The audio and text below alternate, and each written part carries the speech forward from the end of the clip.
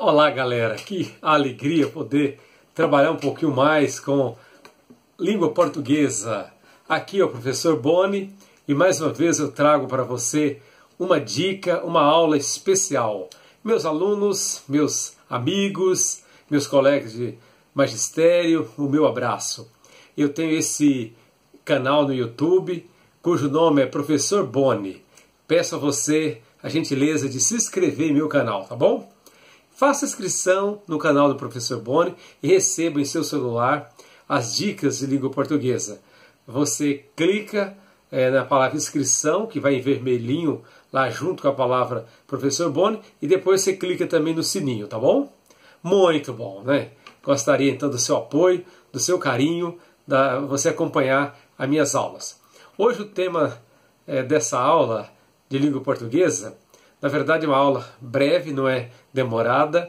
Hoje é sobre o uso dos porquês. O uso dos porquês. Há bastante dúvida e confusão em relação ao uso dos porquês. Porquê emendado com acento no E, porquê separado com acento e porquê sem acento emendado, né? Nós temos pelo menos 4 tipos de uso dos porquês. Vamos ao primeiro porquê? Vamos lá? Vamos lá? Primeiro porquê é o porquê emendado, né? Ou vamos falar primeiro daquele que é juntinho, vamos falar do porquê separado. Porquê separado, tá bom? Vamos falar do porquê separado? Vamos. Ó, quando se usa o porquê escrito separadamente? Usa-se em 3 situações. Sempre que estiverem claras ou subtendidas as palavras razão, motivo ou causa. Quando estiver claro ou subtendido as palavras motivo, razão ou causa. Por exemplo, por que você não foi à festa?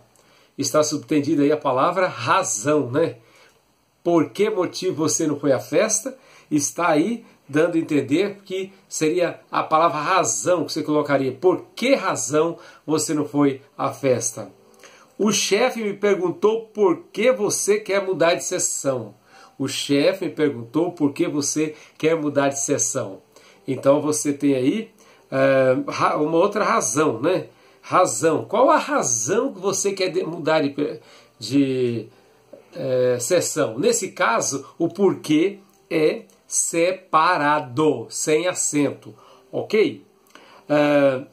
Não sei por que ele não chegou ainda. Não sei por que ele não chegou ainda. Também é porquê separado. Porque o mundo vive em guerra. Porque o mundo vive em guerra. Construção comum na imprensa, né? Aí nesse caso também é a causa. Qual a causa que o mundo vive em guerra? Porquê separado. Por que construir Brasília? Por que construir Brasília? É um livro de Juscelino Kubitschek. Aí mostra a razão. Qual a razão que eu construí Brasília? Né? Por que razão construir Brasília? Então você tem aí 3 usos. Palavra razão, palavra causa, motivo, né? Então você sabe que quando é esses usos, quando tiver motivo, causa e razão, o porquê é separado. Ok? Tudo bem? Tá entendendo? Ah, tá entendendo, né? Com certeza. Você está acompanhando essas dicas de língua portuguesa, o uso dos porquês. Muito bom. Vamos continuar? E agora o segundo porquê? Também? Não, antes do segundo porquê, temos mais alguns usos do porquê separado. Esse é o primeiro uso, quando há subtendido ou clara as palavras razão, motivo ou causa. Vamos para o segundo motivo de usar o porquê separado? Quando equivale a pelo qual, pela qual, pelos quais e pelas quais. Quando o porquê equivale a pelo qual, pela qual, pelos quais e pelas quais. Aí o porquê separado. Exemplo. Olha os exemplos. Meus queridos, preste atenção nos exemplos aí. Porquê separado. Esse é o ideal porque tanto lutou. Pelo qual você troca e coloca.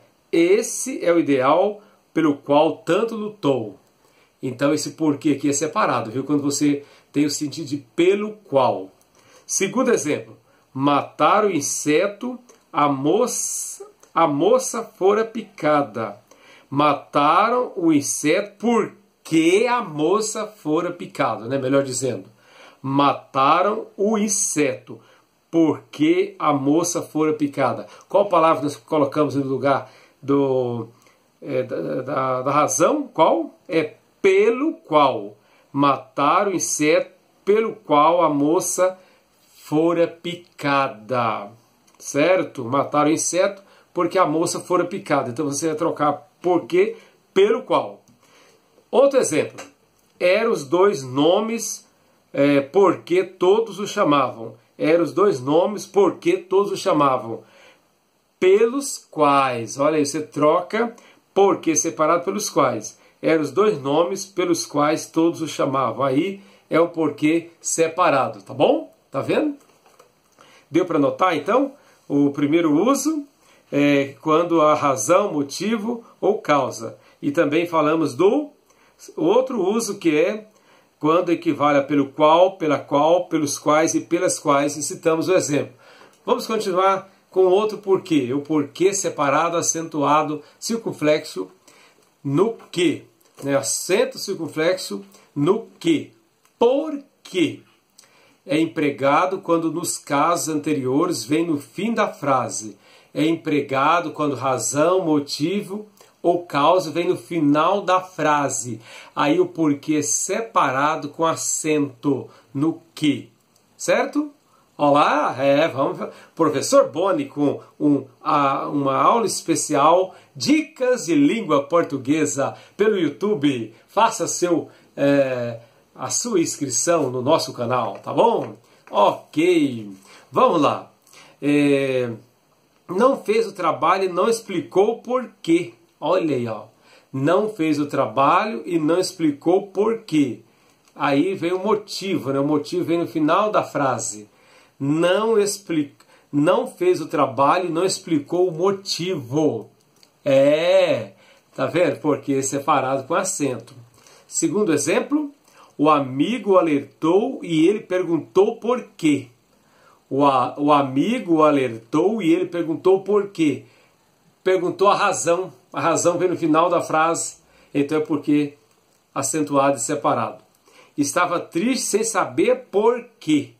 A causa, né? A causa dele estar triste. Não sabia qual a causa. Estava triste sem saber a causa. A causa vem no final da frase. Então quando você tem motivo, razão e causa no final da oração, no final da frase, aí o porquê separado. Tá bom? Ok, vamos para mais um porquê?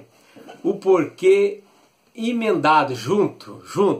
Porquê escrito porquê, sem acento e juntinho. Qual o uso dele? Quando se usa esse porquê? É quando introduz uma explicação, equivale a pois ou uma vez que.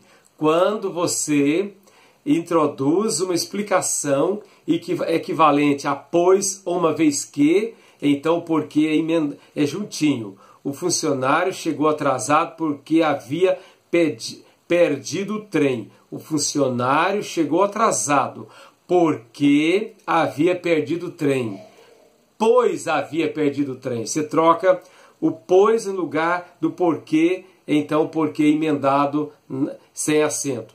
O jogo ficou para amanhã porque choveu muito hoje.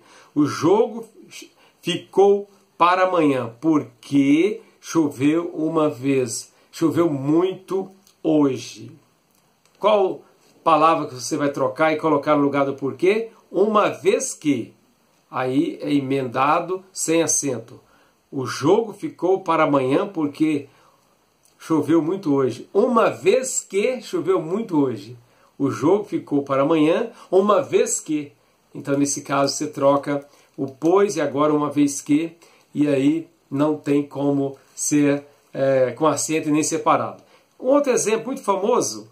Dizem quem falou essa frase, certa feita, foi o ex-governador de São Paulo, ex-prefeito, o ex-presidente do Brasil, Jânio Quadros.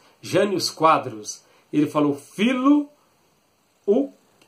Filo porque o quis. Filo porque o quis. No caso aqui seria filo uma vez que o quis. Filo uma vez que o quis. Essa frase é pouco falada, mas ficou famosa. Ó. Filo porque o quis. Aí você trocaria por filo uma vez que o fiz. São exemplos do porquê juntinho e sem acento. Nós vimos aí, né? O funcionário chegou atrasado porque havia perdido o trem. O jogo ficou para amanhã porque choveu muito hoje. E filo porque eu quis. Também usa-se o porquê juntinho, sem estar separado e sem acento, como dar um esclarecimento. Quando ele dá um esclarecimento, aparece também nas perguntas em que se sugere uma resposta. Sabia? Então, você também pode usar assim, ó.